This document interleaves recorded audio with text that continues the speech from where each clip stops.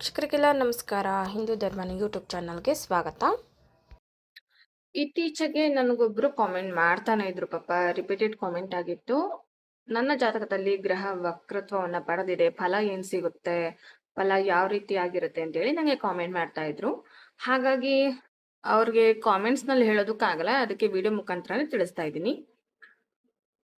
ಅದೇ ರೀತಿಯಾಗಿ ಹಾಗಾಗಿ ಇವತ್ತಿನ ಸಂಚಿಕೆಯಲ್ಲಿ ನವಗ್ರಹಗಳು ವಕ್ರತ್ವವನ್ನ ಪಡೆದಾಗ ಯಾವೆಲ್ಲ ದುಷ್ಪರಿಣಾಮಗಳನ್ನ ಕೊಡುತ್ತೆ, ಹಾಗೆ ಯಾವೆಲ್ಲ ಫಲಗಳನ್ನ ಕೊಡುತ್ತೆ ಅನ್ನೋದನ್ನ ಸಂಕ್ಷಿಪ್ತ ಮಾಹಿತಿಯನ್ನ ಇಂದಿನ ಸಂಚಿಕೆಯಲ್ಲಿ ಚರ್ಚೆ ಮಾಡೋಣ ಬನ್ನಿ.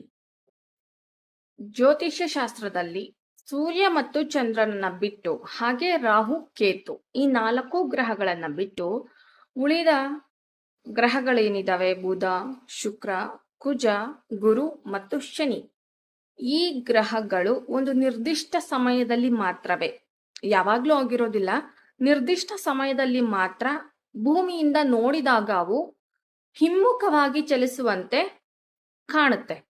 ಇದಕ್ಕೆ ನಾವು ವಕ್ರ ಗ್ರಹ ಅಂತೇಳಿ ಕರಿತೀವಿ. ಈ ರೀತಿಯಾಗಿ ಗ್ರಹಗಳ ಹಿಮ್ಮುಖ ಚಲನೆಯನ್ನ ನಾವು ಗ್ರಹಗಳ ವಕ್ರಿ ಅಥವಾ ಗ್ರಹಗಳ ವಕ್ರತ್ವ, ಹಾಗೆ ರೆಟ್ರೋಗ್ರೇಡ್ ಅಂತೇಳಿ, ರೆಟ್ರೋಗ್ರೇಡ್ ಪ್ಲಾನೆಟ್ಸ್ ಅಂತೇಳಿ ಕರಿತೀವಿ. ನಿಜಾಂಶ ಏನಪ್ಪಾ ಅಂತಂದ್ರೆ, ಯಾವ ಗ್ರಹಗಳು ಸಹ ಆಂಟಿ ಕ್ಲಾಕ್ ವೈಸ್ ಚಲಿಸೋದಿಲ್ಲ. ಎಲ್ಲಾ ಗ್ರಹಗಳು ಸಹ ಕ್ಲಾಕ್ ವೈಸೇ ಚಲನೆ ಮಾಡುತ್ತೆ. ಆದ್ರೆ ಭೂಮಿಯಿಂದ ನೋಡಿದಾಗ ಮಾತ್ರ, ಯಾಕೆಂದ್ರೆ ಭೂಮಿ ಮತ್ತು ಸೂರ್ಯನ ವೇಗ ವೇರಿಯೇಷನ್ ಇರುತ್ತೆ, ಹಾಗೆ ಎಲ್ಲ ಗ್ರಹಗಳು ಸಹ ಸೇಮ್ ಸ್ಪೀಡಲ್ಲಿ ಚಲನೆ ಮಾಡೋದಿಲ್ಲ. ಹಾಗಾಗಿ ನಮ್ಗೆ ಭೂಮಿಯಿಂದ ನೋಡಿದಾಗ ಅವುಗಳು ಹಿಮ್ಮುಖವಾಗಿ ಚಲಿಸುವಂತೆ ಕಾಣಿಸುತ್ತೆ ಅಷ್ಟೇ. ಅದೇ ಕಾರಣಕ್ಕೆ ಅವುಗಳನ್ನ ನಾವು ವಕ್ರಗ್ರಹ ಅಂತೇಳಿ ಕರಿತೀವಿ. ಇನ್ನು ರಾಹು ಕೇತುಗಳು ಎಲ್ಲಾ ಜಾತಕದಲ್ಲೂ ಸಹ ವಕ್ರತ್ವ ಹೊಂದಿನೇ ಅವು ಚಲನೆ ಮಾಡ್ತವೆ, ಅಂದ್ರೆ ಕ್ಲಾಕ್ ವೈಸ್ ಚಲನೆ ಮಾಡೋದಿಲ್ಲ. ಪಾಪಗ್ರಹಗಳಾಗಿರೋದ್ರಿಂದ ರಾಹು ಕೇತುಗಳು ಕ್ಲಾಕ್ ವೈಸ್ ಚಲನೆ ಮಾಡೋದಿಲ್ಲ, ಯಾವಾಗಲೂ ಸಹ ಆಂಟಿ ಕ್ಲಾಕ್ ವೈಸೇ ಅವು ಚಲನೆ ಮಾಡುವಂಥದ್ದು. ಜ್ಯೋತಿಷ್ ಶಾಸ್ತ್ರದಲ್ಲಿ ಗ್ರಹಗಳು ವಕ್ರತ್ವವನ್ನ ಪಡೆದಾಗ ಬೇರೆ ಫಲಗಳಿರುತ್ತೆ, ಇನ್ನು ಗ್ರಹಗಳು ಅಸ್ತವಾದಾಗ್ಲೂ ಸಹ ಬೇರೆ ಫಲಗಳು ಇರುತ್ತೆ. ಇನ್ನು ನೀಚತ್ವ ಹೊಂದಿದಾಗ ಹಾಗೆ ಉಚ್ಚ ಇದ್ದಾಗ ಎಲ್ಲವೂ ಸಹ ಬೇರೆ ಬೇರೆ ಫಲಗಳಿರುತ್ತೆ. ಯಾರು ಕೂಡ ಕನ್ಫ್ಯೂಷನ್ ಮಾಡ್ಕೊಳಕ್ ಹೋಗ್ಬೇಡಿ. ಇನ್ನು ಗ್ರಹಗಳು, ಯಾವುದೇ ಗ್ರಹ ಆಗಿರ್ಬೋದು, ನಿಮ್ಮ ಜಾತಕದಲ್ಲಿ ಯಾವುದೇ ಸ್ಥಾನದಲ್ಲಾಗಿದ್ರು ಸಹ ಎಲ್ಲೇ ಕುತ್ಕೊಂಡ್ರು ಒಂದು ಗ್ರಹ ವಕ್ರತ್ವವನ್ನ ಪಡೆದಿದೆ ಅಂದ್ರೆ ಕಾರಣ ಇಷ್ಟೇ, ಅದು ಹಿಂದಿನ ಜನ್ಮದಲ್ಲಿ ನೀವು ಮಾಡಿದಂತ ಕರ್ಮದ ಫಲವಾಗಿ ಈ ಜನ್ಮದಲ್ಲಿ ನಿಮ್ಗೆ ವಕ್ರತ್ವವನ್ನ ಪಡೆದಿರುತ್ತೆ. ಇದು ಕೇವಲ ಹಿಂದಿನ ಜನ್ಮದ ಕರ್ಮಗಳ ಫಲಿತಾಂಶ ಆಗಿರುತ್ತೆ. ನೀವೇ ಮಾಡಿದಂತ ಕರ್ಮದ ಫಲಿತಾಂಶದಿಂದಾಗಿ ಈ ಜನ್ಮದಲ್ಲಿ ನಿಮ್ಗೆ ಯಾವ್ದಾದ್ರು ಒಂದು ಗ್ರಹ ನಿಮ್ಗೆ ಸಾಮಾನ್ಯವಾಗಿ ವಕ್ರತ್ವವನ್ನ ಪಡೆದಿರುತ್ತೆ. ಇನ್ನು ವಕ್ರತ್ವ ಗ್ರಹಗಳ ಫಲಿತಾಂಶ, ಸಾಮಾನ್ಯ ಪರಿಣಾಮಗಳು ಏನಪ್ಪಾ ಬೀರುತ್ತೆ ಅಂತ ಹೇಳಿದ್ರೆ, ಯಾವುದೇ ಗ್ರಹ ಆಗಿರ್ಬೋದು, ನಿಮ್ಮ ಜಾತಕದಲ್ಲಿ ಯಾವ್ದಾದ್ರು ವಕ್ರ ಗ್ರಹ ಇದ್ರೆ ನಿಮ್ಗೆ ಮಿಶ್ರ ಫಲ ಯಾವಾಗ್ಲೂ ಕೊಡುತ್ತೆ. ಸಾಮಾನ್ಯವಾಗಿ ಕಂಪ್ಲೀಟ್ ಆಗಿ ಅಶುಭ ಫಲ ಕೊಡುತ್ತೆ ಅಂತಾನು ಹೇಳಕ್ಕಾಗಲ್ಲ. ಇನ್ನು ಕಂಪ್ಲೀಟ್ ಆಗಿ ಅಶುಭ ಫಲನೇ ಕೊಡುತ್ತೆ ಅಂತ ಹೇಳಕ್ಕಾಗಲ್ಲ, ಅದೇ ರೀತಿಯಾಗಿ ಶುಭ ಫಲವನ್ನೇ ಕೊಡುತ್ತೆ ಅಂತ ಹೇಳಕ್ಕಾಗಲ್ಲ. ವಕ್ರತ್ವವನ್ನ ಪಡೆದಿದೆ ಅಂದ್ರೆ ಖಂಡಿತ ಅದು ಮಿಶ್ರ ಫಲ ಕೊಡುತ್ತೆ. ಅದು ನಿಮ್ಮ ಜಾತಕದಲ್ಲಿ ನೋಡ್ಬೇಕು, ನಾವು ಯಾವ ರಾಶಿಯಲ್ಲಿದೆ, ಯಾವ ಸ್ಥಾನದಲ್ಲಿದೆ ಅಂತ ತಿಳ್ಕೊಬೇಕು. ಆ ರೀತಿಯಾಗಿ ನಿಮ್ಗೆ ಮಿಶ್ರ ಫಲ ಕೊಡುತ್ತೆ. ಕರ್ಮದ ಪ್ರಭಾವದಿಂದಾಗಿ ಗ್ರಹಗಳು ವಕ್ರತ್ವವನ್ನ ಪಡೆಯೋದ್ರಿಂದ ಇವುಗಳ ಫಲವು ಕೂಡ ಮಿಶ್ರ ಫಲ ಆಗಿರುತ್ತೆ. ಹಾಗೆ ಅಸ್ಪಷ್ಟತೆ ಮತ್ತು ವಿಳಂಬ, ಯಾವಾಗಲೂ ಒಂದು ನಿಧಾನ, ತಡೆ ಅಂತಕ್ಕಂತ ಸಾಮಾನ್ಯವಾಗಿ ಫಲಗಳನ್ನ ಕೊಡ್ತವೆ. ಇನ್ನು ಜಾತಕದಲ್ಲಿ ಏನಾದ್ರೂ ಗುರು ಗ್ರಹ, ವಿಶೇಷವಾಗಿ ಗುರು ಅಥವಾ ಕುಜ ಗ್ರಹಗಳು ವಕ್ರತ್ವವನ್ನ ಪಡೆದಾಗ ರಾಜಕೀಯದಲ್ಲಿ ಏನಾದ್ರೂ ವ್ಯಕ್ತಿಗಳಿದ್ರೆ ರಾಜಕೀಯ ಗೊಂದಲಗಳು ಸಹ ಯಥೇಚ್ಛವಾಗಿ ಉಂಟು ಮಾಡುತ್ತೆ, ಅನಾನುಕೂಲಗಳನ್ನು ತಂದೊಡ್ಡುತ್ತೆ. ಜೀವನದಲ್ಲಿ ಸಾಕಷ್ಟು ಸಂಕಷ್ಟಗಳು ಯಾವಾಗಪ್ಪ ದಶಾಭುಕ್ತಿಗಳ ಸಮಯದಲ್ಲಿ ಬಂದಾಗ ತುಂಬಾನೇ ಒಂದು ದಶಾಭುಕ್ತಿ ನಡಿಬೇಕಾದ್ರೆ ನಿಮ್ಗೆ ಅರ್ಥವಾಗ್ಬಿಡುತ್ತೆ ಎಷ್ಟು ಸಿಕ್ಕಾಪಟ್ಟೆ ನೆಗೆಟಿವ್ ಇಂಪ್ಯಾಕ್ಟ್ ಆಗುತ್ತೆ ನಿಮ್ಮ ಜೀವನದ ಮೇಲೆ ಆಗಿರ್ಬೋದು, ಅಥವಾ ಆರೋಗ್ಯದ ಸಮಸ್ಯೆಯು ಸಹ ಸಾಮಾನ್ಯವಾಗಿ ತಂದುಕೊಡುತ್ತೆ. ಹಾಗಾಗಿ ಜಾತಕದಲ್ಲಿ ಯಾವ ರಾಶಿಯಲ್ಲಿದೆ, ಯಾವ ಸ್ಥಾನದಲ್ಲಿದೆ, ಯಾವ ನಕ್ಷತ್ರದಲ್ಲಿದೆ ಅಂತೆಲ್ಲ ಚೆಕ್ ಮಾಡ್ಬೇಕಾಗುತ್ತೆ. ಖಂಡಿತ ತಪ್ಪದೆ ನೀವು ಸಹ ವಕ್ರ ಗ್ರಹಗಳಿದ್ರೆ ಶಾಂತಿ ಮಾಡಿಸ್ಕೊಳ್ಳೋದು, ಪರಿಹಾರ ಮಾಡ್ಕೊಳ್ಳೋದು ಸಹ ತುಂಬಾನೇ ಪರಿಣಾಮಕಾರಿಯಾಗಿ ಶುಭ ಫಲಗಳನ್ನ ತಂದು ಕೊಡುತ್ತೆ ನಿಮ್ಗೆ. ವಕ್ರಗ್ರಹಗಳ ವಿಶೇಷ ಫಲ ಏನಪ್ಪಾ ಅಂತಂದ್ರೆ, ಹಿಂದೆ ಸಾಕಷ್ಟು ವಿಡಿಯೋಗಳಲ್ಲಿ ತಿಳಿಸಿದ್ದೀನಿ. ಯಾವ ರಾಶಿಯಲ್ಲಿ ಯಾವ ಗ್ರಹ ಇದ್ರೆ ಉಚ್ಚ ಆಗಿರುತ್ತೆ, ಹಾಗೆ ಯಾವ ರಾಶಿಯಲ್ಲಿ ಯಾವ ಗ್ರಹ ಇದ್ರೆ ನೀಚ ಆಗಿರುತ್ತೆ ಅಂತೇಳಿ. ಇನ್ನು ವಕ್ರಗ್ರಹಗಳ ವಿಶೇಷ ಫಲ ಏನಪ್ಪಾ ಅಂತಂದ್ರೆ, ಉದಾಹರಣೆಗೆ ಇವಾಗ ಗುರುಗ್ರಹವನ್ನ ನಿಮ್ಗೆ ಕರ್ಕಾಟಕದಲ್ಲಿ ಸ್ಥಿತನಾಗಿದ್ದಾಗ ಅದು ಉಚ್ಚವಾಗಿ ಫಲ ಕೊಡುತ್ತೆ. ಗುರು ಉಚ್ಚ ಆಗಿದ್ರು ಸಹ ನಿಮ್ಗೆ ಏನಾದ್ರೂ ಜಾತಕದಲ್ಲಿ ಅವನು ವಕ್ರನಾಗಿದ್ರೆ ಅಲ್ಲಿ ಉಚ್ಚ ಫಲಗಳನ್ನ ನಿಮ್ಗೆ ಶುಭ ಫಲಗಳನ್ನ ಕೊಡೋದಿಲ್ಲ, ನಿಮ್ಗೆ ಕೇವಲ ಅಶುಭವನ್ನೇ ಕೊಡ್ತಾನೆ. ನೋಡಿ, ವಕ್ರಗ್ರಹಗಳ ವಿಶೇಷ ಫಲ ಏನಪ್ಪಾ ಅಂತಂದ್ರೆ ಇದೊಂದು ವಿಶೇಷ ಫಲ. ಗ್ರಹಗಳೇನಾದ್ರೂ ಉಚ್ಚವಾಗಿ ನಿಮ್ಗೆ ವಕ್ರತ್ವವನ್ನು ಹೊಂದಿದ್ರೆ ಅಶುಭ ಫಲಗಳನ್ನ ಕೊಡ್ತಾನೆ. ಅದೇ ಜಾತಕದಲ್ಲಿ ಯಾವುದೇ ಗ್ರಹ ನೀಚತ್ವವನ್ನು ಹೊಂದಿದ್ದು ವಕ್ರವಾಗಿದ್ರೆ ಖಂಡಿತ ನಿಮ್ಗೆ ಶುಭ ಫಲಗಳು ದೊರೆಯುವಂಥದ್ದು. ಇದೇ ವಕ್ರಗ್ರಹಗಳ ವಿಶೇಷ ಫಲ. ಹಾಗಾಗಿ ಜಾತಕವನ್ನ ನಾವು ನೋಡ್ಬೇಕು, ಆಳವಾಗಿ ನೋಡ್ಬೇಕು. ಇನ್ನು ವಕ್ರಗ್ರಹಗಳ ಸಾಮಾನ್ಯ ಪರಿಣಾಮಗಳು, ಸಾಮಾನ್ಯ ಫಲಗಳು ಏನಿರುತ್ತಪ್ಪ ಅಂತಂದ್ರೆ, ಜೀವನದಲ್ಲಿ ತಮ್ಮ ತಪ್ಪುಗಳಿಂದಲೇ ಅವರು ಪಾಠವನ್ನ ಕಲಿತಾರೆ. ಇನ್ನು ಆಂತರಿಕವಾಗಿ ಯುದ್ಧವನ್ನ ಮಾಡ್ತಾ ಇರ್ತಾರೆ. ಇನ್ನು ಹಿಂದಿನ ಜನ್ಮದ ಕರ್ಮದ ನಂಟು ಈ ಜನ್ಮದಲ್ಲೂ ಕೂಡ ಬಂದಿರೋದ್ರಿಂದ ಹಿಂದಿನ ಜನ್ಮದಲ್ಲಿ ಏನ್ ಪೆಂಡಿಂಗ್ ಕರ್ಮ ಇರತ್ತೆ ಅದನ್ನ ಈ ಜನ್ಮದಲ್ಲಿ ನೀವು ಫುಲ್ಫಿಲ್ ಮಾಡ್ತೀರಾ. ಹಾಗಾಗಿ ಗ್ರಹಗಳು ವಕ್ರತ್ವವನ್ನ ಪಡೆಯುತ್ತವೆ. ಹಾಗಾಗಿ ಈ ಇಂದಿನ ಜನ್ಮದಲ್ಲೂ ಸಹ ನೀವು ಅದೇ ವಿಷಯದಲ್ಲಿ ಪುನಃ ಪರೀಕ್ಷೆಯನ್ನ ಬರಿತಾ ಇರ್ತೀರಾ.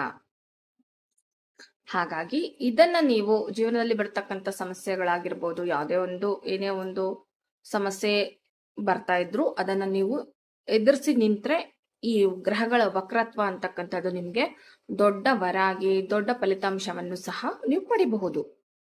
ಹಾಗಿದ್ರೆ ಈಗ ನವಗ್ರಹಗಳ ವಕ್ರತ್ವ ಯಾವ ರೀತಿಯಾಗಿ ಫಲಗಳನ್ನ ಕೊಡುತ್ತೆ, ಯಾವ ಗ್ರಹ ವಕ್ರ ಆದಾಗ ಏನ್ ಫಲ ಸಿಗುತ್ತೆ ಅಂತಕ್ಕಂಥದ್ದನ್ನ ತಿಳಿಯೋಣ ಈಗ.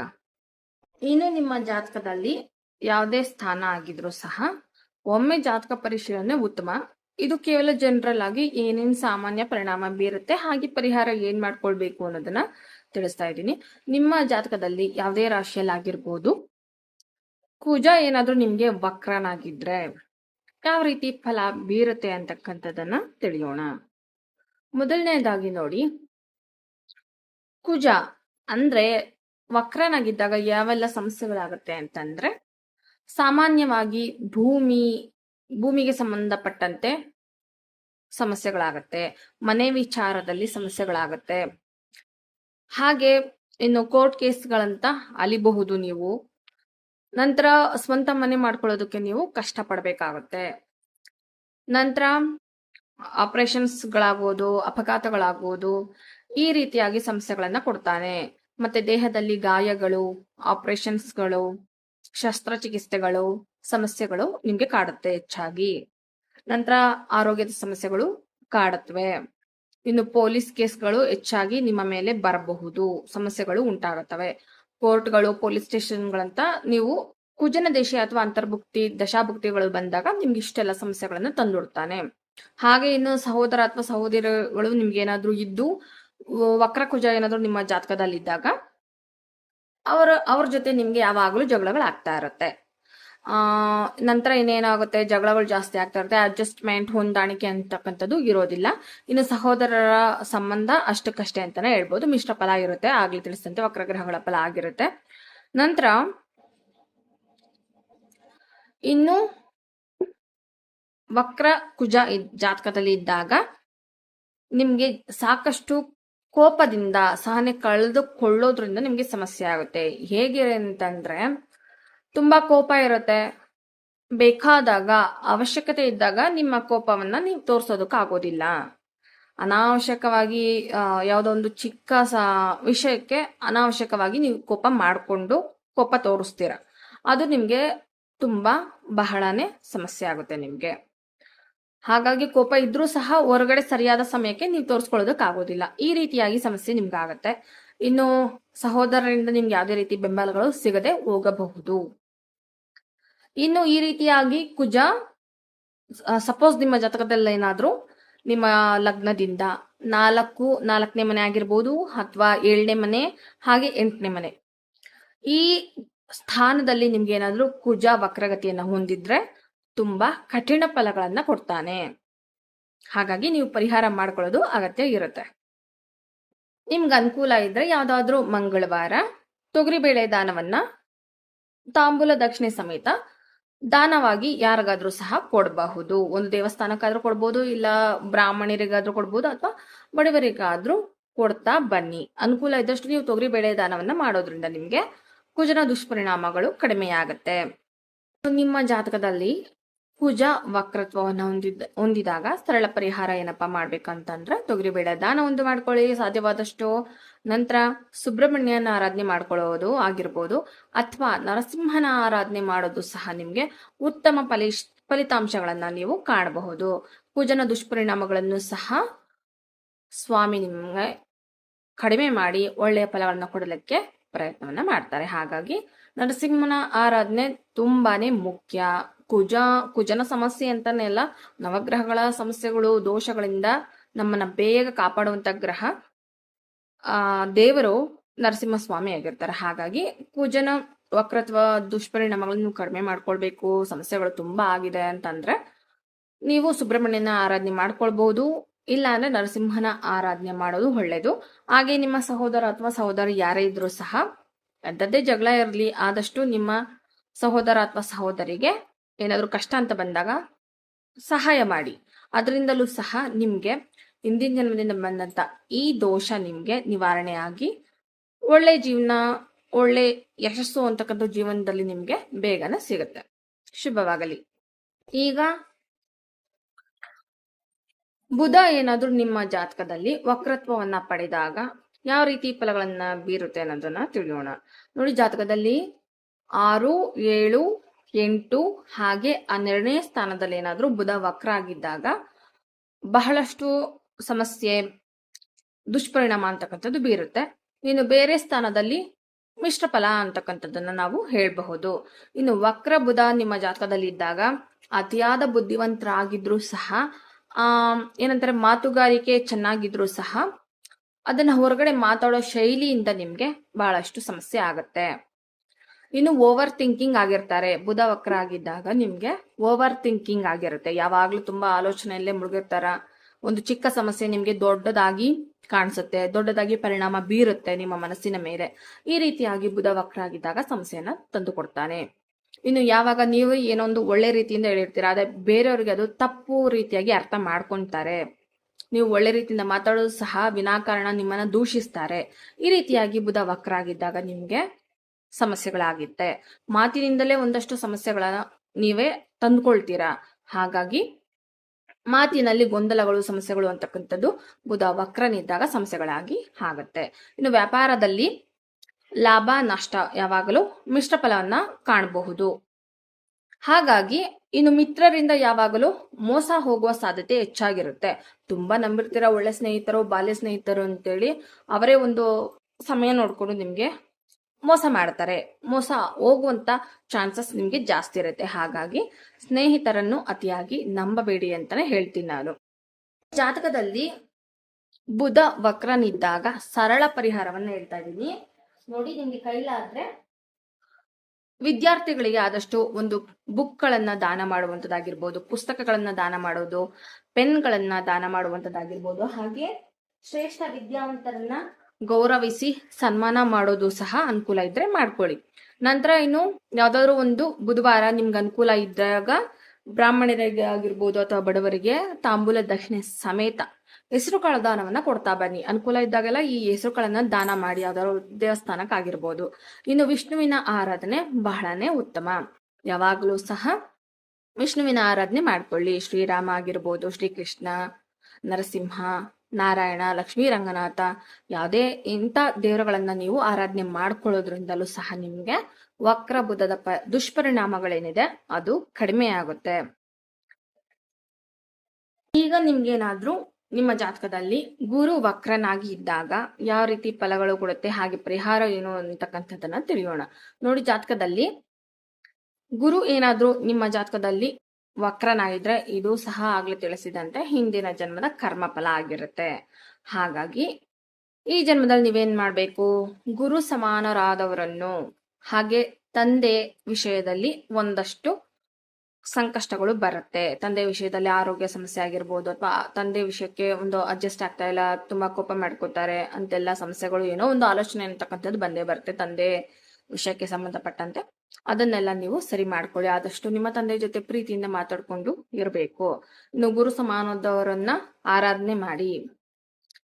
ರಾಘವೇಂದ್ರ ಸ್ವಾಮಿ ಆಗಿರ್ಬೋದು, ಸಾಯಿಬಾಬಾ, ಇಂಥ ಗುರು ಸೇವೆ ಮಾಡೋದು ಉತ್ತಮ. ಇನ್ನು ಒಂದಷ್ಟು ಗುರುಗಳು, ಶ್ರೇಷ್ಠ ಗುರುಗಳಿದ್ದಾರೆ ಅಂತವ್ರ ಸೇವೆ ಮಾಡಿ, ಗುರು ಸೇವೆ ಮಾಡ್ಕೊಳ್ಳೋದ್ರಿಂದನೂ ಸಹ ನಿಮ್ಗೆ ಗುರುವಿನ ವಕ್ರತ್ವ ದುಷ್ಪರಿಣಾಮಗಳು ಕಡಿಮೆಯಾಗತ್ತೆ.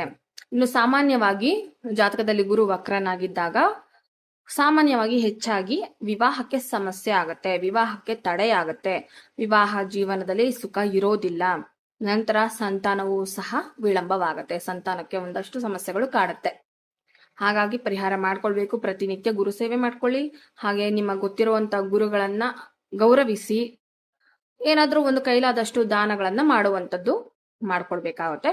ಇನ್ನು ಜಾತಕದಲ್ಲಿ ಏನಾದ್ರು ಗುರು ಗ್ರಹ ವಕ್ರನಿದ್ದಾಗ 36ರ ನಂತರನೇ ನೀವು ಜೀವನದಲ್ಲಿ ಏಳಿಗೆ, ಯಶಸ್ಸು, ಶ್ರೇಷ್ಠ ಒಂದು ಕೀರ್ತಿ ಅಂತಕ್ಕಂಥದ್ದೆಲ್ಲವೂ ಸಹ ನಿಮ್ಗೆ ಲಭಿಸುವಂಥದ್ದು. ಹಾಗೆ ದೇವರು ಧರ್ಮವನ್ನ ನಂಬಬೇಕು. ಗುರು ವಕ್ರ ಇದ್ದಾಗ ಕೆಲವೊಬ್ರು ನಂಬೋದಿಲ್ಲ, ದೇವ್ರೆಲ್ಲಿದ್ದಾನೆ ಅಂತೇಳಿ ಅಪನಂಬಿಕೆಯನ್ನು ತೋರಿಸ್ತಾರೆ. ಅದು ಸಹ ನಿಮ್ಗೆ ಇನ್ನಷ್ಟು ಸಮಸ್ಯೆಗಳನ್ನ ಹೆಚ್ಚಾಗುತ್ತೆ. ಹಾಗಾಗಿ ದೇವರಿರುವುದು ಸತ್ಯ, ದೇವರಲ್ಲಿ ಧರ್ಮದಲ್ಲಿ ನಂಬಿಕೆಯನ್ನ ಇಟ್ಕೊಬೇಕು. ಯಾವತ್ತೂ ಕೂಡ ಅಪನಂಬಿಕೆ ಅಥವಾ ಸಂಶಯವನ್ನ ತೋರಿಸೋದು ಸಹ ನಿಮ್ಗೆ ಇನ್ನಷ್ಟು ಸಮಸ್ಯೆಗಳಾಗಿ ಕಾಡುತ್ತೆ.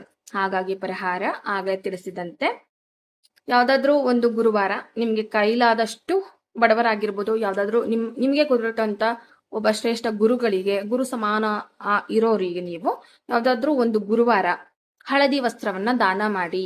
ಹಾಗೆ ಗುರುವಾರ ದಿನ ನೀವು ಆದಷ್ಟು ಹಳದಿ ವಸ್ತ್ರಗಳನ್ನ ನೀವು ಸಹ ಧರಿಸಿ. ಹಾಗೆ ಗುರು ಸಮಾನವಾದಂತ ವ್ಯಕ್ತಿಗಳಿಗೆ ಹಳದಿ ವಸ್ತ್ರಗಳನ್ನ ತಾಂಬೂಲ ದಕ್ಷಿಣೆ ಸಮೇತ ದಾನವಾಗಿ ಕೊಡ್ಬೇಕು.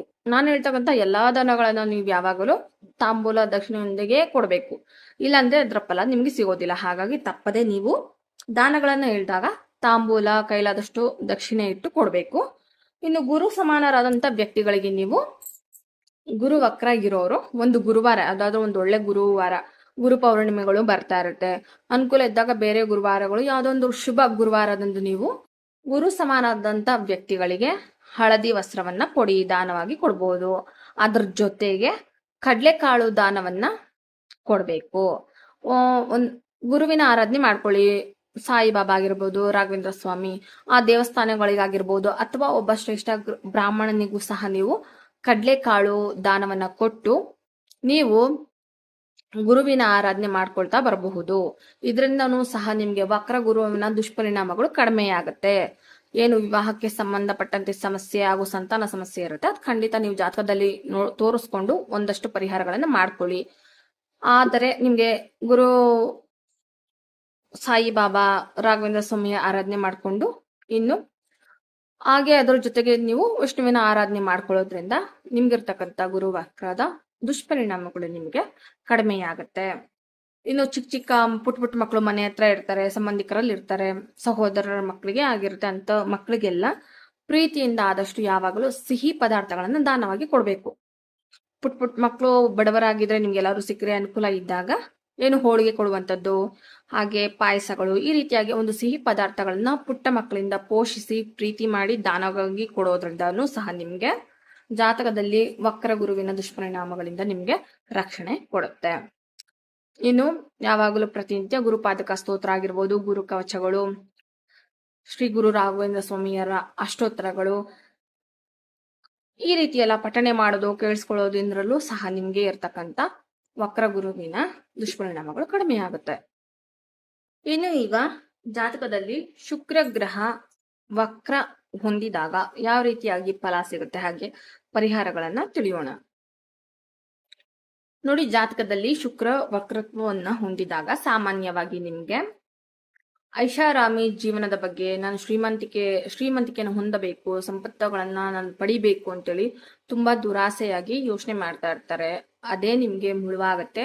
ನಿರಾಸೆಯಿಂದ ನೀವು ಬಾಳ್ಬೇಕಾಗುತ್ತೆ. ಈ ರೀತಿ ಐಷಾರಾಮಿ ಜೀವನದ ಮೇಲೆ ಆಸೆ ಇಟ್ಕೊಳ್ಳೋದ್ರಿಂದ ನಿಮ್ಗೆ ತುಂಬಾ ದುಃಖ ಅಂತಕ್ಕಂಥದ್ದು ಕೊಡ್ತಾ ಬರ್ತಾನೆ ಶುಕ್ರ.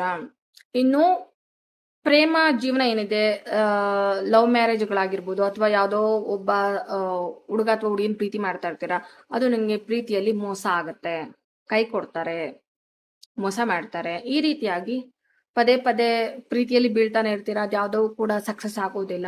ತುಂಬಾ ಜನ ಲವ್ ಮಾಡ್ತಾರ, ಕೆಲವ್ರಿಗೆ ಯಾವ್ದು ಕೂಡ ಲವ್ ಸಕ್ಸಸ್ ಆಗೋದಿಲ್ಲ. ಈ ರೀತಿಯಾಗಿ ಪ್ರೇಮ ಜೀವನದಲ್ಲೂ ಸಹ ಮೋಸ ಆಗ್ತಾ ಇರುತ್ತೆ. ನಂತರ ಇನ್ನ ಮದ್ವೆ ಆಗಿದ್ರೆ ಪತಿ ಪತ್ನಿಯರಲ್ಲಿ ಒಂದು ಬಾಂಧವ್ಯ, ಒಳ್ಳೆ ಸಂತೋಷ ಜೀವನ ಆಗಿರ್ಬೋದು ಅಥವಾ ಒಳ್ಳೆ ಬಾಂಧವ್ಯ ಅಂತಕ್ಕಂಥದ್ದು ಇರೋದಿಲ್ಲ. ತುಂಬಾ ಕೆಲವ್ರು ಹೇಳ್ತಾರಲ್ಲ, ನಾನು ಎಷ್ಟೇ ಪ್ರೀತಿ ಮಾಡಿದ್ರು ನನ್ನ ಗಂಡ ಅಥವಾ ನನ್ನ ಹೆಂಡತಿ ಅರ್ಥನೇ ಮಾಡ್ಕೊಳ್ಳೋದಿಲ್ಲ, ತುಂಬಾ ನೋವು ಕೊಡ್ತಾರೆ ಅಂತೇಳಿ. ಆ ರೀತಿಯಾಗಿ ಶುಕ್ರ ವಕ್ರನಿದ್ದಾಗ ದಾಂಪತ್ಯದಲ್ಲಿ ಅಸಂತೋಷ, ದುಃಖ ಅಂತಕ್ಕಂಥದ್ದನ್ನ ಕೊಡ್ತಾನೆ.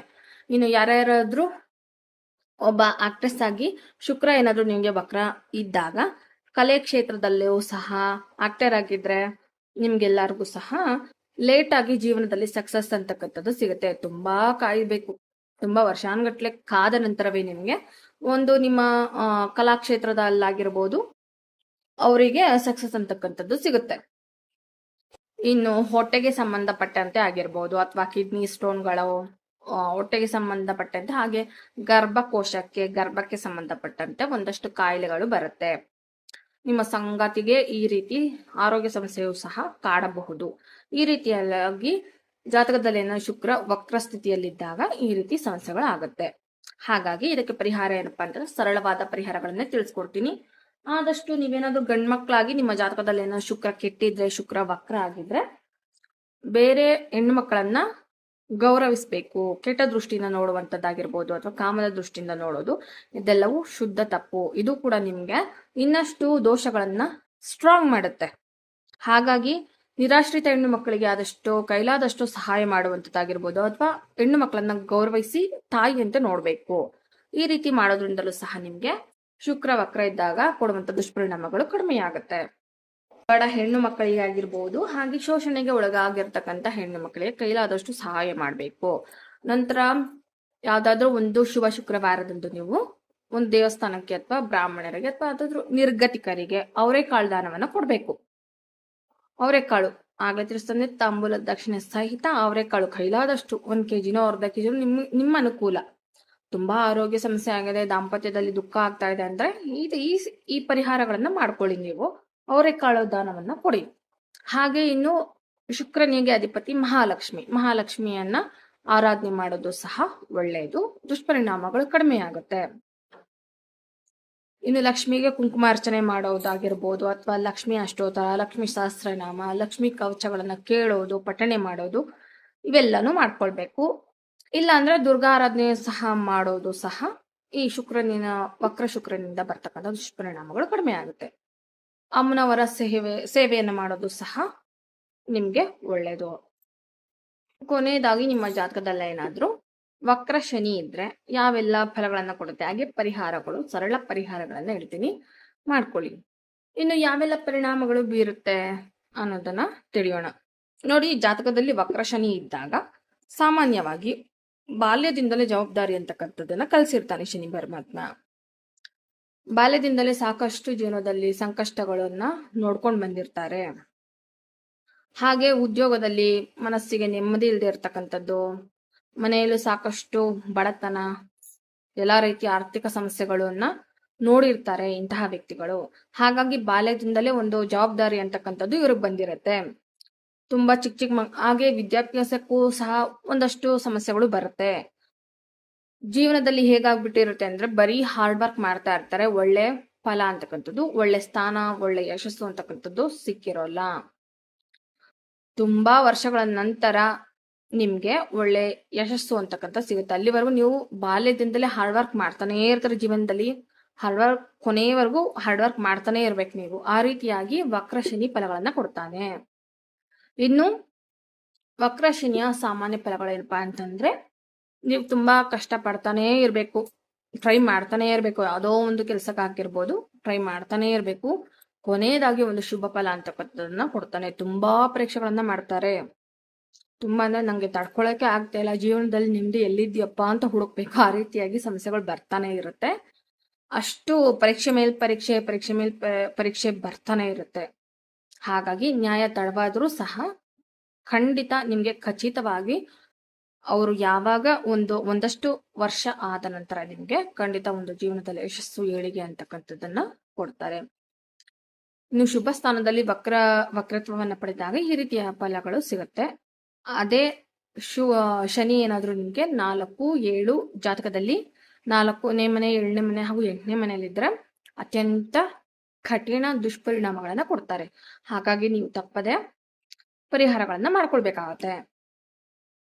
ಇನ್ನು ವಕ್ರ ಶನಿ ಇದ್ದಾಗ ಸ್ವಂತ ತಂದೆಯನ್ನ ಕಂಡ್ರೆ ದ್ವೇಷಿಸುವಂತ ಪ್ರಸಂಗಗಳು ಜೀವನದಲ್ಲಿ ಎದುರಾಗುತ್ತವೆ. ತಂದೆಯಿಂದ ದೂರ ಹೋಗುವಂಥದ್ದಾಗಿರ್ಬೋದು, ಅಥವಾ ನಿಮ್ಮನ್ನ ಬಿಟ್ಟು ತಂದೆ ದೂರ ಹೋಗುವಂಥದ್ದು ಪ್ರಸಂಗಗಳೆಲ್ಲವೂ ಸಹ ನಿಮ್ಗೆ ಬಂದು ಬಾಲ್ಯದಲ್ಲಿ ನಿಮ್ಗೆ ಜವಾಬ್ದಾರಿ ಅಂತಕ್ಕಂಥದ್ದನ್ನ ನೀವು ತಗೊಳ್ಳುವಂತ ಫಲಗಳನ್ನ ಶನಿ ಕೊಡ್ತಾರೆ. ಇನ್ನು ಸರಳ ಪರಿಹಾರ, ಆಂಜನೇಯನ ಆರಾಧನೆ ಮಾಡ್ಕೊಳ್ಳಿ.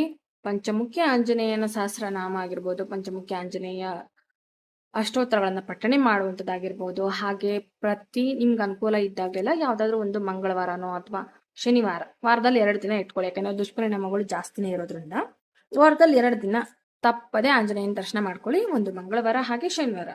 ಕೈಲಾದಷ್ಟು ವೀಳ್ಯದೆಲೆ ಹಾರ ನೀವೇ ಮಾಡ್ಕೊಂಡು ತಗೊಂಡೋಗಿ ದೇವಸ್ಥಾನಕ್ಕೆ ಕೊಡೋದು, ಮತ್ತೆ ತುಳಸಿ ಹಾರಗಳನ್ನು ಅರ್ಪಣೆ ಮಾಡೋದು, ಈ ರೀತಿ ಎಲ್ಲ ಮಾಡ್ತಾ ಬನ್ನಿ. ಹಾಗೆ ತಪ್ಪದೆ ಅನುಕೂಲ ಇದ್ರೆ ಎಳ್ಳೆಣ್ಣೆಯನ್ನ ದೇವಸ್ಥಾನಕ್ಕೆ ಕೊಡಿ. ಇದರಿಂದಲೂ ಸಹ ನಿಮ್ಗೆ ಇರ್ತಕ್ಕಂಥ ಎಷ್ಟೋ ಸಮಸ್ಯೆಗಳು ನಿವಾರಣೆ ಆಗುತ್ತೆ.